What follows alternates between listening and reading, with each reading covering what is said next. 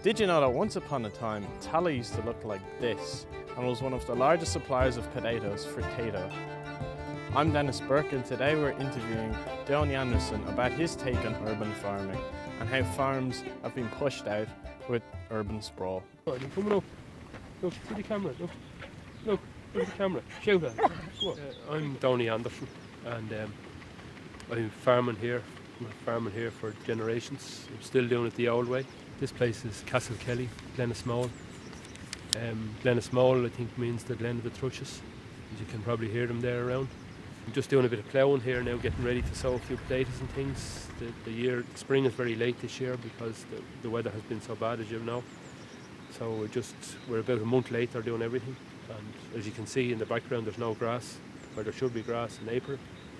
There's not. Is this the normal kind of work you'd be doing in April now? We usually would have it nearly done again this time. With most of that would be done in April, March, maybe early in April. And where would be your nearest mart around? And if you wanted to sell sheep or anything like that, where would you go?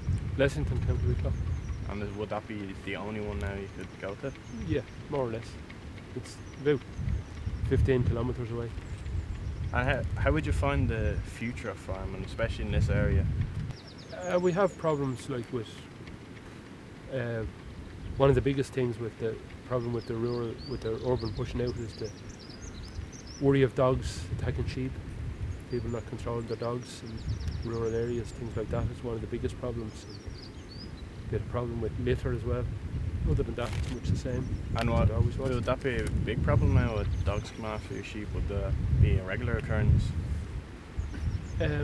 It's not as regular as it used to be, but it's still once is too often for it to happen.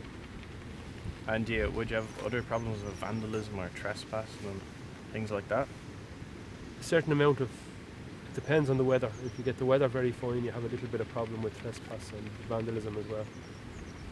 Tallaght now is quite a large urban environment. Do you have any recollection or have heard about stories of when it wasn't like? It used to be a small farming village, I believe.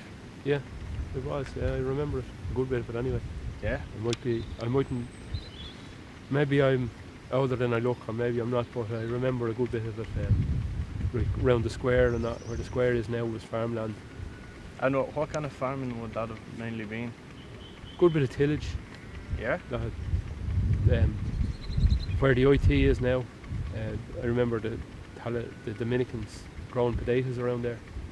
You were mentioning to me earlier when we were talking that you've been here for quite a while. The farm's been like in your family for a while, has it?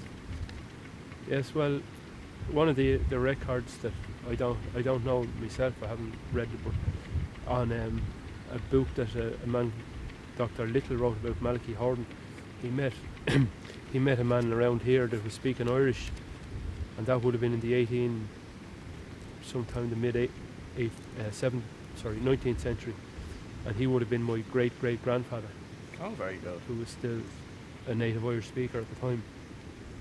So that's I'd say that's as far back as we can trace it anyway. And has it always been in the same kind of farming here? I think so. Would have been always, people grew their own vegetables, grew whatever they ate, and would have been more self-sufficient then than it is now. And what would be your typical day on a farm then? Well, for the last month or two it was lambing time for the sheep, so we were busy minding sheep and ewes, and the weather was very bad there. This was a particularly bad year for lambing, so it was hard to mind them, and with all the rain and snow, everything. But that's over now, so we're looking forward to planting and getting ready. Then we'll be going to the bog to cut a few turf. And you enjoy your work? It's good to be able to work when you plant things and see them growing. Sorry, it's good.